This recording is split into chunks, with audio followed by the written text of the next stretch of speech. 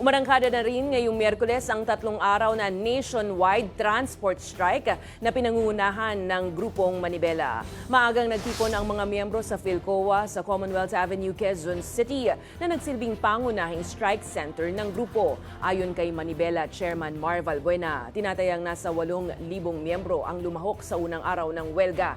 Git ng grupo, mabagal ang aksyon ng gobyerno sa krisis sa presyo ng langis, kaya muli silang nagsagawa ng tigil pasada.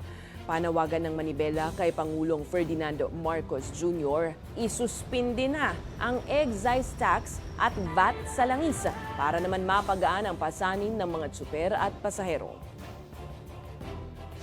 Hawak mo bongbong! Hawak mo bongbong! Na isuspend ang excise tax, ang value-added tax, at pagaanin ang buhay ng mamamayang Pilipino. Nandito kami para manawagan, hindi para makapirwisyo.